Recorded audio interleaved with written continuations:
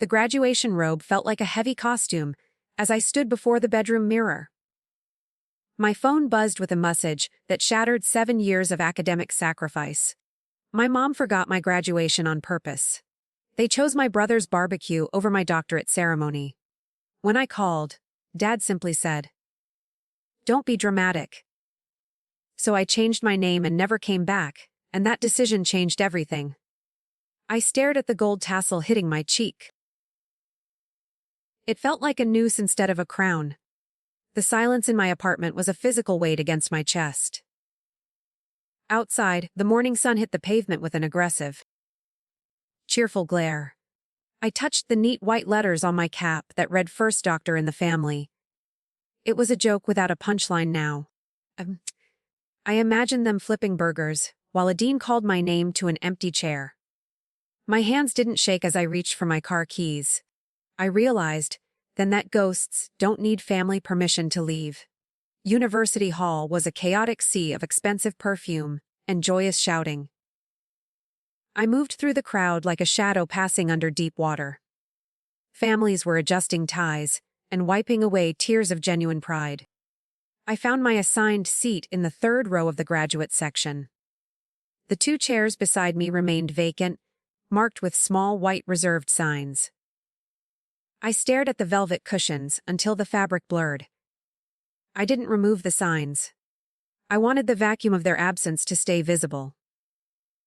A heavy bass drum signaled the start of the processional march.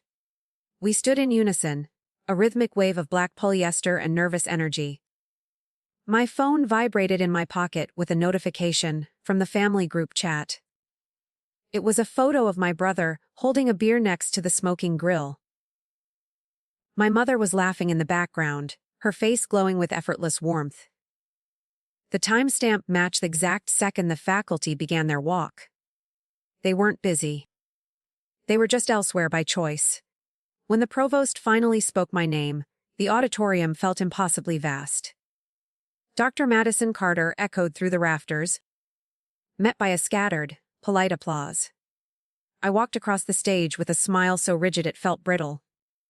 I shook a hand that felt like dry parchment and took the tube. In the back, a camera panned the audience for my cheering section. It found only the 2 empty seats and a stranger's folded coat. I realized then that Carter was a name for a ghost. I bypassed the reception and drove straight to the county courthouse. The air in the lobby smelled of old paper and industrial floor wax.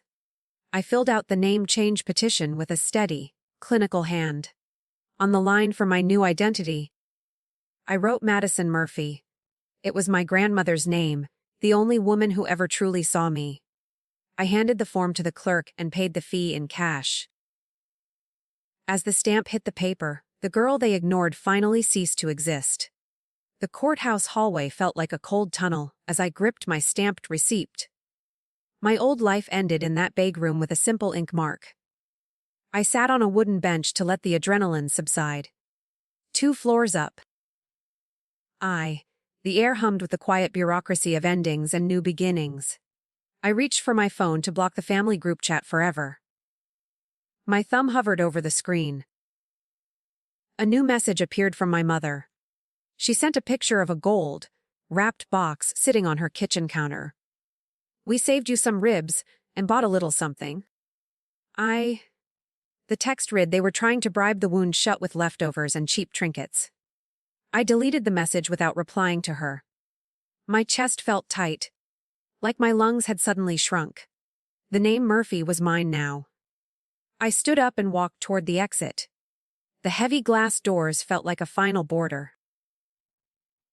The drive home took me past the university grounds one last time. I saw other graduates hugging parents and posing for endless family portraits. Their laughter was a sharp noise that didn't belong to my world anymore. I pulled over and opened my laptop in the front seat. The legal name change process required 1 public notification in a local paper. It was a minor rule designed for transparency. I realized I could use it as a declaration. I drafted a short notice for the legal classified section that evening. It was a cold statement about Madison Carter, becoming Madison Murphy. My fingers flew across the keyboard as the sun dipped below the trees. I added a line about the termination of all parental associations. It was bold and dangerous. The newspaper clerk responded within minutes with a confirmation and a price. I paid it immediately. My bank account balance dropped, but my pulse finally slowed down. Packing my apartment was a quiet, surgical operation that lasted until dawn. I threw away every framed photo, where I looked like a ghost. I found an old scholarship plaque buried under a stack of medical journals. My parents had used it as a coaster for months. I dropped it into the trash bag with a satisfying thud. The walls were soon bare and white. I felt lighter with every box I taped shut. The space looked like a crime scene. I left the keys on the counter next to a final note. I didn't include a forwarding address or a phone number. My brother called as I was loading the last heavy crate. I let the phone ring until it went to voicemail. I didn't need to hear his predictable, defensive shouting anymore. The car was packed to the roof with my entire life. I looked back once at the empty windows. The girl who lived there was dead.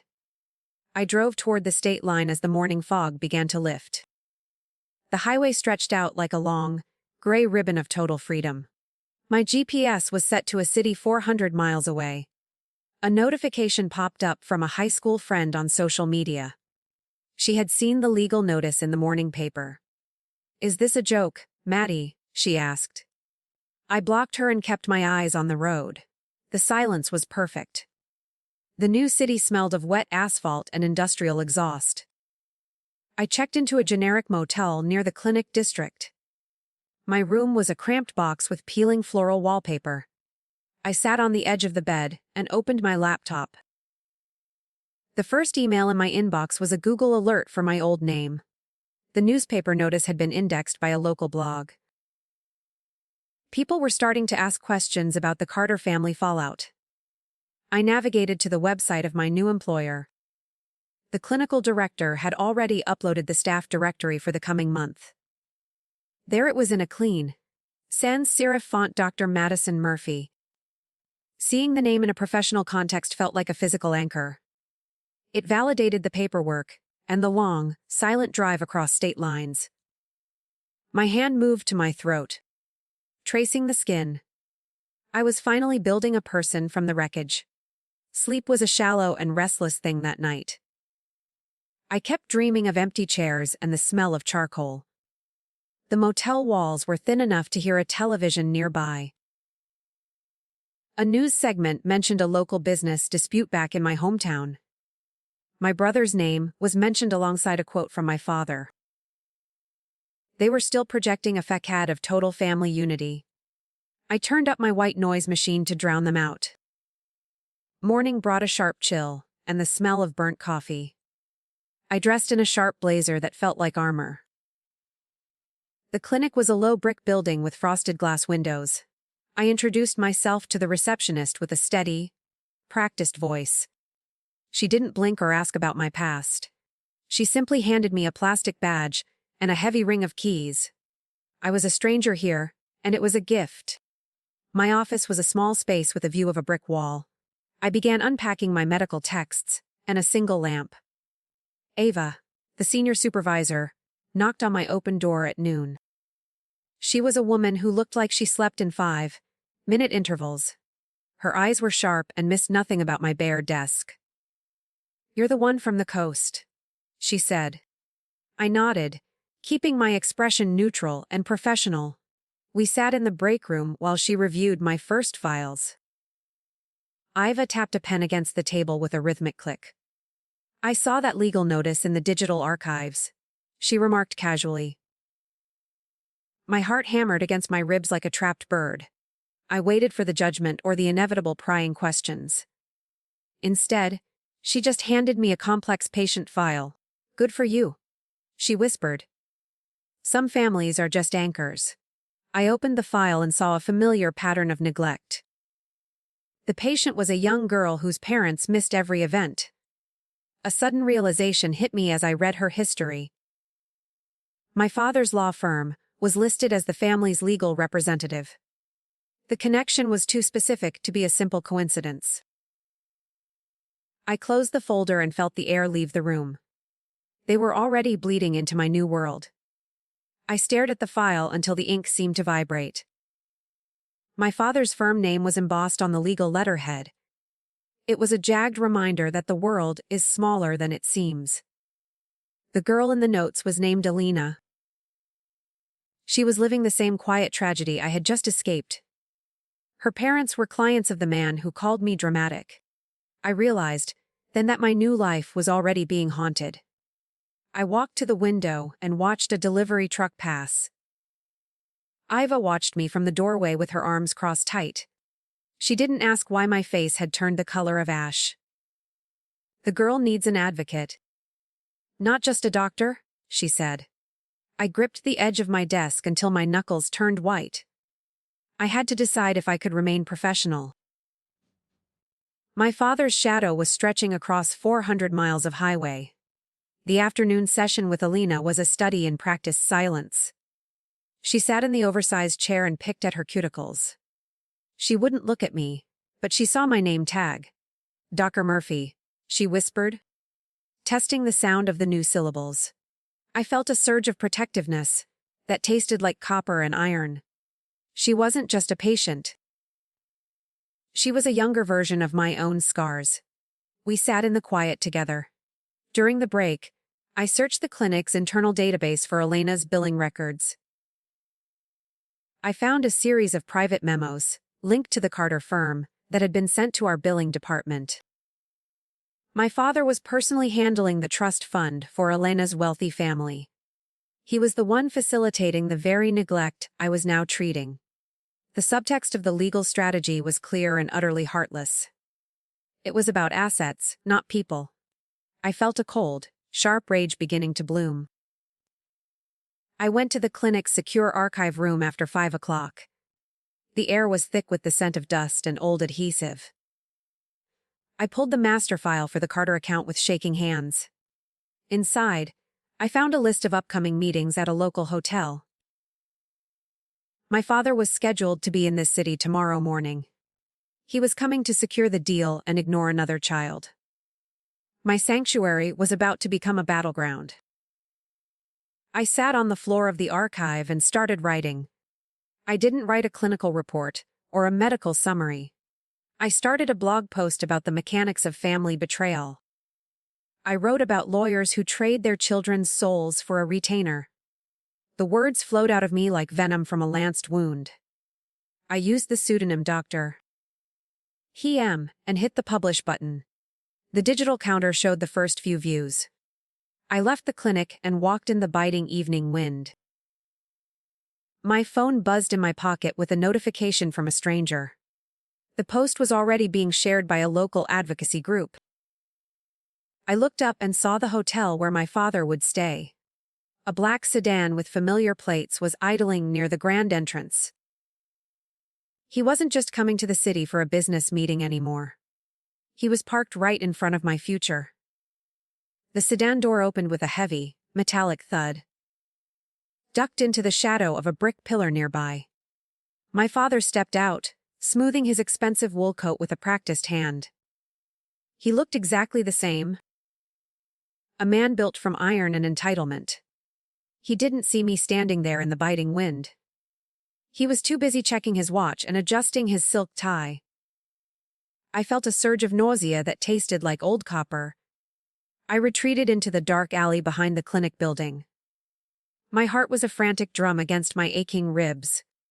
I needed to protect Alina and my own hard-won peace. If he found me here, the name Murphy would be useless. He would treat my career like a child's game of house. I pulled my phone out and checked the blog stats. The post about the neglectful lawyer was growing like a wildfire. People were identifying his firm in the comments. The next morning, the clinic air felt thick and static. I walked past the reception desk without making eye contact. Ava was already in the break room, staring at a tablet screen. "The internet is a very loud place today," she said. She turned the screen toward me with a sharp, knowing look. My father's firm was trending under a hashtag for family justice. The pressure was mounting faster than I had ever imagined possible. I heard his voice in the lobby at 10 o'clock. It was a deep, commanding sound that always signaled my defeat. He was demanding to see the doctor in charge of Alina. The receptionist tried to stall him with polite, corporate phrases. I stood in my small office and gripped a heavy paperweight. The walls felt like they were closing in on my new life. I couldn't run again, I had no more cities left. I stepped into the hallway and met his cold gaze. He froze, his hand still holding a leather briefcase tight. For a second, the mask of the powerful lawyer slipped. "Madison," he whispered, his voice cracking with a rare shock. I stood tall and didn't offer a hand to shake. "It's Dr. Murphy," I said, my voice as steady as granite. The power shifted as the receptionist looked between us with wide, curious eyes. He didn't scream or cause a public, messy scene. He leaned in close, smelling of peppermint and expensive gin. "You think a name change makes you a stranger?" he hissed. He threw a printed copy of my blog post onto the floor. He knew the writing was mine from the very first line. It was the same tone I used in my graduation letters. He was losing clients and blamed me for the fallout. He looked truly desperate. I looked him in the eye and felt nothing. "I am the doctor on this case," I said firmly. I called for security before he could say another word. He realized then that he couldn't bully a person who didn't exist. He turned and walked out of the clinic without looking back. My phone buzzed with a text from an unknown local number. It was a photo of my brother's grill, now completely smashed and abandoned. The image of the smashed grill stayed burned into my mind like a brand. I stared at the phone screen while the clinic air grew stale and heavy. My brother had sent that photo as a silent, violent accusation of betrayal. He was losing his social standing, and he blamed my digital truth for the fire. I felt a cold surge of victory that tasted like old copper. The power was shifting from their hands into my keyboard. I finally looked up from the glowing screen. I walked back to my desk and gripped the cold edge of the wood. Ava entered the room and closed the heavy door with a sharp click. She looked at the crumpled paper my father had left on the floor. "He is threatening to sue the clinic for defamation," she said quietly. My heart hammered against my ribs like a trapped bird in a cage. This was the moment I had feared since I first left home. They were using the law as a final weapon. I reached for my grandmother's letters tucked inside my leather bag. Her handwriting was a thin, elegant script that promised me a hidden strength. I realized I had more than just a blog and a new name. I had the original receipts from every missed event and broken promise. My father's firm had a reputation for perfection that was actually a lie. I began to scan the documents into a secure digital cloud. The paper was dry and yellowed, but the evidence was still fresh. The clinic phone rang with a persistent, jarring sound that cut the air. The receptionist told me a journalist was waiting in the lobby for me. Word about the Dakar M. Post had reached the local city news. My father's arrival at the clinic had been spotted by a legal intern. The story was no longer a private family dispute in a small town. It was a public scandal that could destroy his career for good. I felt a sudden, sharp chill. I stepped into the lobby and saw the flash of a camera. The journalist was a young man with a hungry look and a pen. "Is it true your father is here to intimidate a witness?" he asked. I didn't answer him, but I didn't hide my face from the lens. I walked past him to the frosted glass doors of the entrance. I could see my father's sedan idling at the curb like a shark. He was waiting for me to break under the public pressure. The street was crowded with people heading to their mid-day lunch breaks. I walked straight toward the car with my head held high and proud. My father rolled down the window, his face a mask of cold fury. "You are destroying everything we built for your brother," he hissed at me. I leaned down so our eyes were level in the gray light. I am building something you can never touch, I replied with iron. He recoiled as if I had struck him across the face. I pulled a small flash drive from my pocket containing the files I had downloaded in the archive room. This contains the digital copies of the billing records for Alina's trust fund. I told him. He knew exactly what that meant for his legal license and career. I had found the proof of his financial misconduct in the archives. He had been skimming from the girl to fund my brother's failing business. The color drained from his face until he looked like a ghost. I had finally found the leverage I needed. He tried to grab my wrist through the open car window. I stepped back and let the heavy door act as my shield. If you don't leave this city today, I hit send, I said. The silence between us was a physical weight that crushed the morning air. He looked at the journalist who was still watching us from afar. He realized his polished image was 1 second away from a total collapse. He shifted the car into gear with a violent, jerky motion. The sedan sped away, leaving a cloud of dark exhaust behind it. I stood on the sidewalk and finally let out a long breath. My hands were shaking, but the hard knot in my chest was gone. I looked at the flash drive and realized the gravity of it. This wasn't just about a barbecue or a missed ceremony anymore. I had uncovered a crime that could put my own father in jail. It was a heavy, dangerous secret to hold alone. I walked back inside the clinic and found Ava waiting for me. She saw the drive in my hand and knew the truth immediately. You have to decide if you are a doctor or a witness, she said. I looked at the file for Alina sitting on the front desk. My brother's voice suddenly crackled through a new voicemail on my silent phone. Mom is in the hospital because of you. He screamed into the digital void. The cycle was starting again. The hospital claim felt like a familiar trap laid by experts. My brother's voice was a jagged blade cutting through my heart. One calm. I stood in the clinic lobby, while the flash drive burned a hole in my pocket. If my mother was truly ill, my silence would be framed as a lethal weapon. If she was faking, it was the final desperate move in their game. I looked at Ava, whose face was a mask of cold skepticism. I had to know the truth. I drove toward the regional medical center with a hollow feeling. Rain began to smear the windshield into a blurry, gray mess. My phone buzzed with a series of frantic texts from my father's assistant. They were already controlling the narrative at the hospital bedside. I parked in the emergency zone and gripped my steering wheel tight. This was the one place where they still held a strange, biological power over me. I stepped out into the biting, damp wind.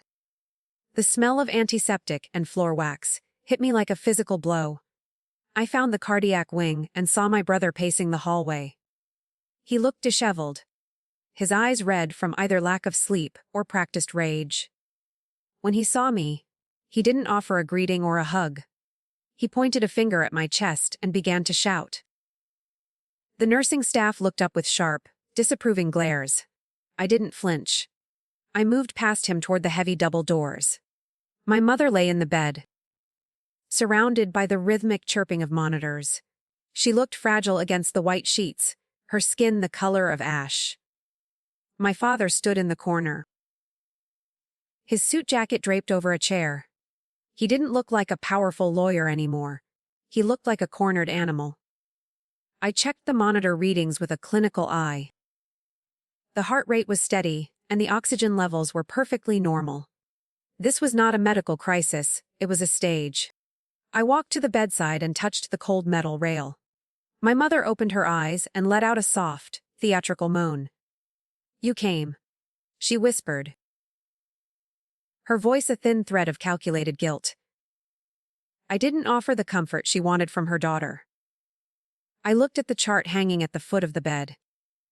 It showed a diagnosis of mild anxiety and a request for a sedative. They had lured me across the city for a panic attack they caused. I turned to my father, my face as hard as a winter road. This is a low move, even for you. I said quietly. He tried to puff out his chest and reclaim his authority. She is heartbroken because of your public lies, he replied. I pulled the flash drive from my pocket and held it up. The light from the fluorescent tubes glinted off the silver casing. I saw his eyes widen as he recognized the threat I carried. The room became deathly silent. My brother stepped into the room, smelling of cigarettes and cheap cologne. He didn't know about the drive or the skimming from the trust fund. He only knew that his life was falling apart because of me. Just apologize and delete the blog, he snapped. I looked at him and felt a sudden, sharp wave of pity. He was a puppet who didn't even realize he was on strings. I realized then that I could never save him from them. I leaned over my mother and spoke directly into her ear. The hospital staff knows you are fine, I told her firmly. Her eyes snapped open and the fragility vanished in an instant. She looked at me with a cold, clear hatred I had never seen. I wasn't a daughter to her anymore, I was a liability to be managed. The mask of the grieving parent fell away entirely. I felt a strange sense of relief. The final illusion was finally broken. I walked toward the door without saying another word to them. My father followed me into the hall, his footsteps echoing on the tile. If you walk away now, you are dead to us, he hissed. I stopped and looked at the name tag on my coat. It said Dr. Madison Murphy in bold, black letters. I wasn't walking away from a family, I was leaving a burning building. I felt the weight of the flash drive in my hand. It was time. I reached the exit and saw the journalist waiting by my car. He had followed me from the clinic to the hospital wing. He held up his recorder and asked for a final statement. I looked back at the hospital entrance and then at the drive. I realized that my silence was the only thing protecting their crimes. I handed the drive to the man and walked away into the rain. My phone buzzed with a final, silent notification from a news alert. The flash drive evidence had triggered an immediate warrant. My brother, who had been cornered by officers in the hospital parking lot, had just been arrested. The sirens faded into a dull hum as I watched the police cruiser pull away. My brother sat in the back, his face pressed against the glass. He looked small and terrified behind the heavy mesh. As the news reports later revealed, the flash drive I handed over had contained more than just trust fund records. Hidden in the firm's digital archives was a paper trail of a staged theft at the family firm. My father had used my brother to cover his own tracks for years. The golden child was just another fall guy for the patriarch. I stood on the hospital steps until the rain soaked my hair.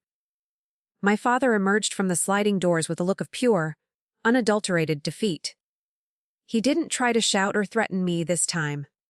He simply stared at the empty space where his car had been idling. I felt no satisfaction in his ruin.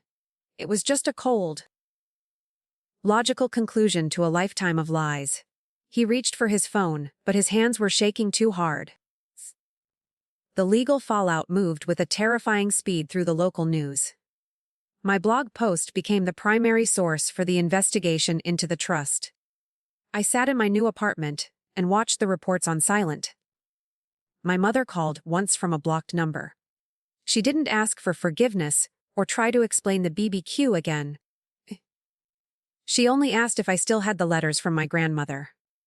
I hung up without saying a single word to her. A week later, I walked into the clinic and saw Ava waiting. She handed me a new patient file with a quiet smile. Elena had been moved to a safe placement away from the lawyers. We sat in the break room and drank coffee that tasted like freedom. I had finally realized that being dramatic was just their word for being visible. I wasn't an afterthought or a backup plan anymore. I was Dr. Madison Murphy, and I was finally home. My grandmother's letters were the only things I kept from the old life. I reread the one about earning every breath of love. I finally understood that I didn't have to keep gasping for air. The name on my door was a promise to myself. I would never choose a ceremony over a person. I would never hide a wound to keep a secret. I put the letters in a locked box and felt the weight finally lift. The final report on the Carter firm was published that morning. My father lost his law license, and the brother I once envied was serving time. I walked to the park and sat on a bench in the sun. A stranger asked me for the time, and I answered with confidence. I looked at my reflection in a shop window and saw a stranger. She looked happy, and she looked like she belonged to herself. I was the first doctor and the last Carter.